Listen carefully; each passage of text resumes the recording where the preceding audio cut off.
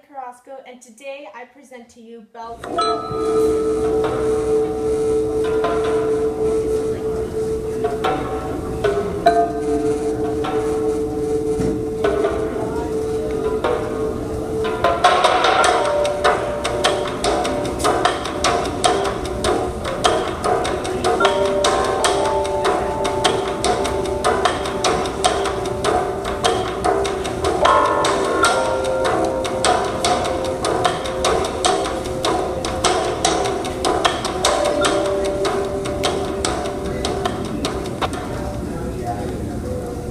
What exactly did Helga find in her research for what is Bell's palsy? She had found that Bell's palsy was a condition given credit to Sir Charles Bell, who was a Scottish surgeon who studied the nerves and its innervation with facial muscles. So, what is it? Bell's palsy is a paralysis or weakness of one side of the face. It is directly caused by the inflammation of the facial nerve. So what characterizes Bell's palsy? Let's go through some symptoms now that we have crossed off the definition. Bell's palsy, patients who experience symptoms can experience a complete inability to control the facial muscles of one face. So the eyebrow can droop down, the eye can droop down, such like so, and the lips will go in a downward fashion. They can also experience some tingling around the lips, a little bit of a drooling, and on the unaffected side, where the patient has complete control of their facial muscles, they would be able to wrinkle their forehead, but on the weak, affected side, they would not be able to do so. Other symptoms can include some problems dealing with the eyes. Since these patients don't have control of their eyes, some will not be able to close or completely shut their eye, which of course can create some issues. Some include the complete drying of the cornea since it's exposed to so much air, and also other patients can experience excessive tearing.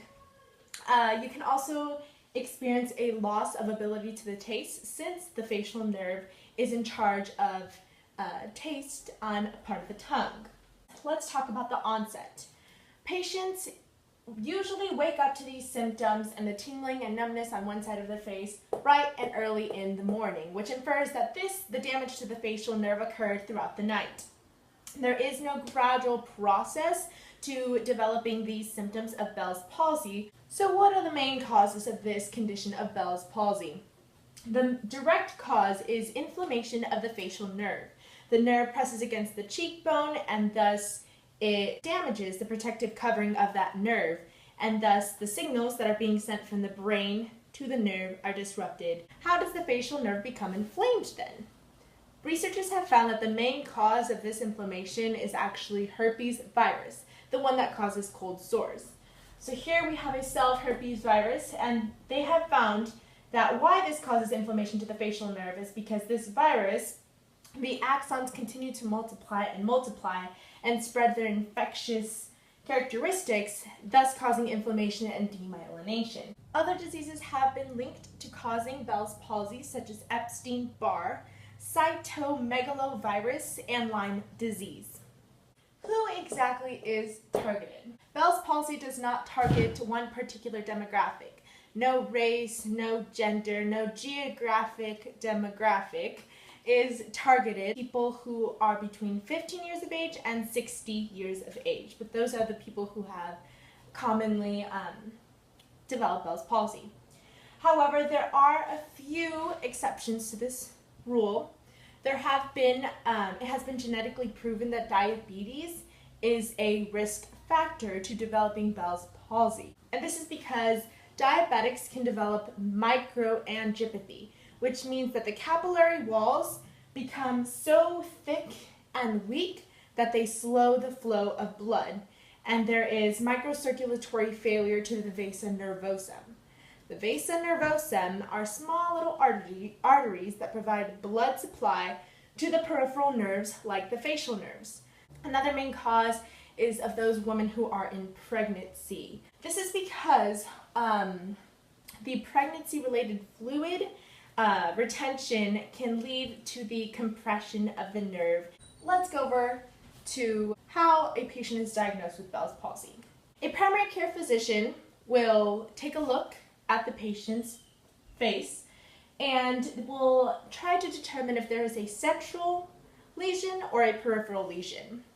If the patient has a little bit of the control of their forehead muscles and is able to move their brow on the affected side of the face, then this will most likely mean that they have a central or upper motor neuron lesion.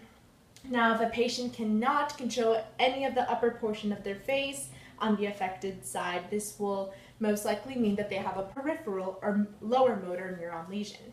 Now, the reason that doctors decipher between these two is if patients have a central lesion, this means that the lesion is incomplete and means that the patient will most likely go through a smooth recovery. If a patient has a peripheral or lower motor neuron lesion, this means that there will be a few more complications within their recovery, and they will need a few more electrodiagnostic tests done on them. Now let's go over some of the tests as to how one can be diagnosed.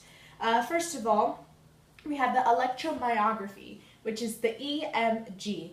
Some other common ones are MRI, CT scans, and X-rays, and this can determine if there is any other outside conditions that may lead to diagnosing something else rather than Bell's palsy.